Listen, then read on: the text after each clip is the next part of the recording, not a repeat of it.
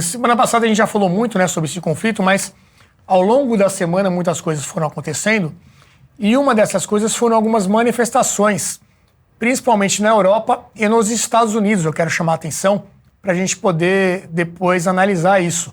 A produção está no ponto com alguns vídeos dessas manifestações e na volta eu passo a palavra para vocês. Pode soltar aí, pessoal.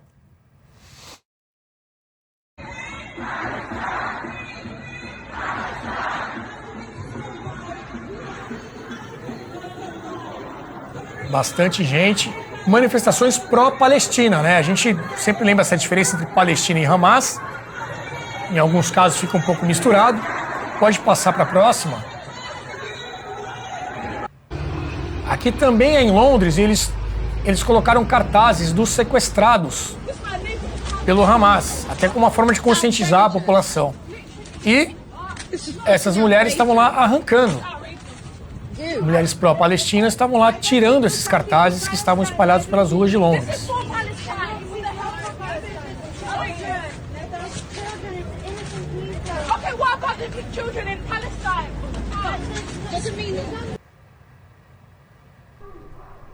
Agora nós temos Amsterdã, na Holanda. Bastante gente também.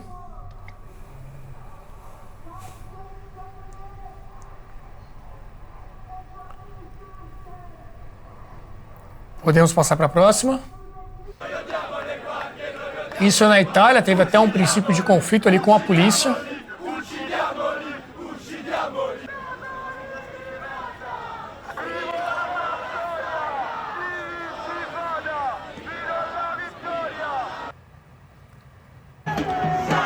Agora em Nova York, nos Estados Unidos.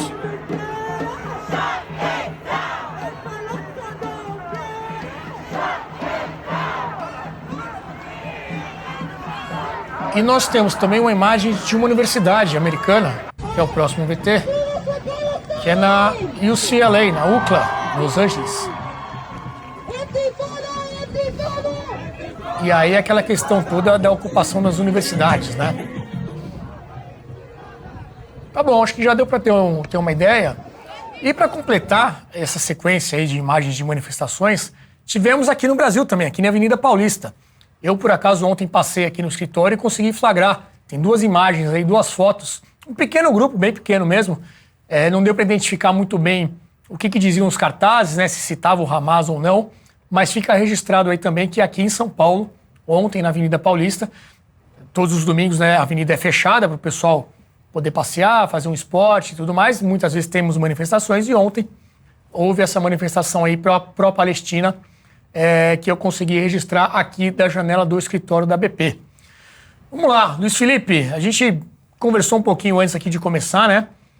Você estava achando que, na tua opinião, é uma coisa mais isolada, né? Mais nichada esse movimento? Você acha que é algo que tem algum significado maior? Qual a tua impressão? Bem, diferentes contextos aqui. Por exemplo, a Europa está pagando o preço de não ter feito um controle de imigração. Muitos daqueles que migraram para a Europa eram já radicalizados, já envolvidos com grupos de terrorismo. Estados Unidos tem uma mobilização nas faculdades, né? Não podemos dizer aí que tem uma política aberta para a imigração, que é a mesma coisa da Europa. Não é, né? Estados Unidos é muito mais fechado em termos migratórios. Então, ali é uma coisa, mobilização interna. Brasil, eu estou até muito feliz de que o nosso movimento é o menor, porque a nossa comunidade síria-libanesa, que muito contribui para a sociedade brasileira, ela é massiva. E você ter só um punhadinho ali representando os criminosos que praticaram os atos terroristas, isso me enche o coração de esperança aqui com o Brasil, até como exemplo.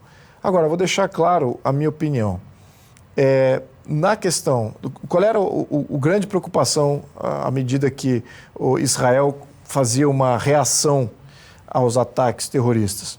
É que a reação era exatamente o que o Hamas buscava para engajar com diversos grupos radicais da região e diversos, não só da região, mas também do mundo, e também não só grupos radicais, mas também que isso mobilizasse uma parcela da população regional para que os seus governos se posicionassem contra Israel, o que não está acontecendo.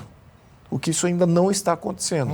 Talvez estão ainda na expectativa ver se a reação de Israel é mais intensa, causa danos colaterais maiores do que aquilo que já tem causado. Então, nessa análise, eu vejo que o Hamas ficou praticamente órfão. Está isolado. Está isolado. Está isolado até da mídia. Você veja que algumas mídias, que antes toda a Europa já condenou isso, né? Boa parte da Europa já condenou. Os países com Estado de Direito de verdade, né, liberdade de expressão, condenaram o Hamas, já categorizaram ele como um grupo terrorista. Falta o Brasil aqui, o nosso grande governo, depois a gente entra nesse detalhe, isso maravilhoso governo, honesto, não vinculado a nenhum grupo terrorista, não vinculado a nenhum grupo narcotraficante, estou sendo extremamente sarcástico aqui, de se posicionar também. Mas o que eu digo? Eu acho que o que está acontecendo, que você vê essas mobilizações, eu não vejo apoio além dela própria. Eu não vejo ela conquistando o mainstream, né, desses diferentes polos de opinião pública. Eu vejo que eles estão realmente isolados e isso temos que entender o porquê, é fundamental que entendamos porquê, porque o que eles estão apoiando é crime.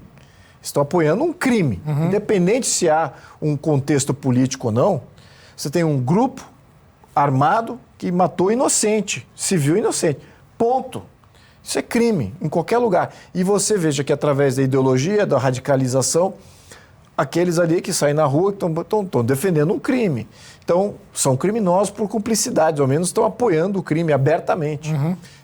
Eu acho até que deveriam ser criminalizados. Isso é a minha opinião aqui. Alguns países acho que estão fazendo isso, né? Sim, acho que a Alemanha já fez. Exatamente. A França, mas o próprio Israel tá... difícil controlar quando sai uma quantidade de pessoas como essa.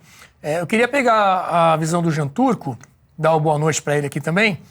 E, Adriano, o que a gente via antigamente nesses movimentos migratórios, a população, pelo menos a impressão que eu tenho, é que ela se integrava mais ao país que era o destino, né, que os acolhia.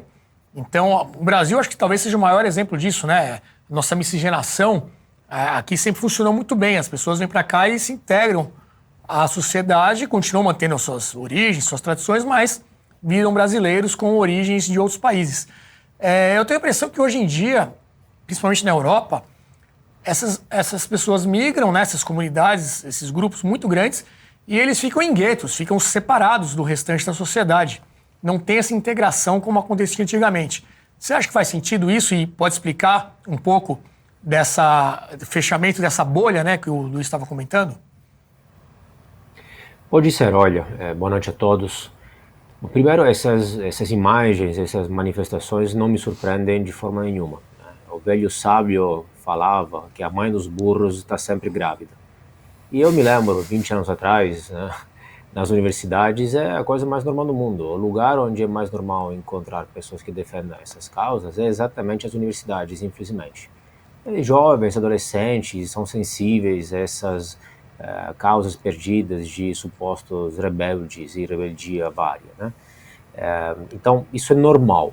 Concordo com a visão do meu colega, que na verdade me parece que fica, por quanto sejam manifestações até importantes em vários casos, que fica restrito mais em alguns ambientes específicos e que não chega ao mainstream, à política. A posição dos países europeus, grosso modo, é bastante clara, é unilateral, é condenando Hamas e os ataques chamados claramente de terroristas, etc., consideram Hamas uma organização terrorista. Então isso não me surpreende. Os jovens, políticos, militantes, é normal, infelizmente. O que é estranho, eventualmente, por outro lado, aqui no Brasil foram bem menores manifestações, agora, por outro lado, na esfera política, nós temos alguns políticos que se demonstram apoiadores dessas causas ou que relativizam ou fazem dificuldade em condenar, ou demoram para condenar, ou até colocam no mesmo nível Hamas com Israel. Várias coisas, pode ser, Renato, de uma integração difícil, né? Isso pode ser devido a vários fatores, né? Primeiro, a Europa não cresce mais tanto quanto antes, mesmo se isso varia de país para país, e há uma série de fatores quase infinitos, diria. Até o mesmo urbanismo tem um impacto sobre isso. Lembramos de alguns anos atrás as revoltas os motins nas banlieues francesas, isso devido a uma série de fatores, inclusive o salário mínimo, que dificulta para os outsiders de forma geral, e aí os imigrantes também, acessar o mercado de trabalho de forma formal. Dificulta, então eles ficam mais à margem da sociedade e mais marginalizados. O mesmo urbanismo, por exemplo, você estava falando, quando você cria bairros guetos, como você estava se referindo, que inclusive tem uma referência exatamente aos judeus, na etimologia do termo, né? Bairros guetos, aí essas pessoas ficam ainda mais à margem, geograficamente e territorialmente, na cidade mesmo, na periferia, acabam vivendo na periferia e acabam se integrando muito pouco, muito menos, né? E aí sim, realmente tem uma dificuldade das autoridades controlar o extremismo de alguns imigrantes. Inclusive hoje essa dificuldade aumenta por causa, graças, não sei, à internet, porque com a internet, antes, você conseguia monitorar eles na mesquita e via quem frequentava lugares, imãs mais extremistas e menos. Hoje você tem um perigo, que é o perigo de pessoas se ideologizar e se extremizar online, lendo, absorvendo conteúdo online, sozinho, é difícil de capturar estes casos aqui, e o que pode dar, muitas vezes, alguns destes casos que já estão acontecendo. Além do ataque terrorista coletivo de Hamas, além da chamada intifada, guerra santa de alguns líderes de Hamas, mas também aos fenômenos dos lobos solitários, como aquele que está acontecendo já nessas horas, nesses dias, agora na Bélgica, faz pouco tempo atrás, na França, de um lobo solitário, uma pessoa isolada, sem nenhum contato específico em grandes redes e grupos, que se extremiza online e aí sai para matar pessoas, judeus, católicos, etc. E eu queria destacar o perigo dessa questão e o perigo também de como vocês viram as imagens mais truculentas e que realmente era assim, muitos pensavam não rever mais, foi como em alguns países as portas, as fachadas, paredes de casas e lojas de judeus foram marcadas com a estrela de Davi, assim como são as imagens que chocam todo mundo, porque obviamente chama a memória coletiva aos horrores do nazismo e do Holocausto. Então sempre se perguntou a sociologia política por que aconteceu o nazismo na Alemanha, como é que foi possível que as pessoas fizeram aquilo, obedeceram aquelas ordens e deixaram ocorrer, e se pensava otimisticamente que isso não podia acontecer mais. Na verdade, não que estamos já neste ponto, mas algo muito próximo dessa situação já está acontecendo e já ninguém esperava. Então a situação está bem mais grave do que pode se pensar, não é um mero conflito local, não é um conflito só contra os judeus, mas tem repercussões internacionais de verdade.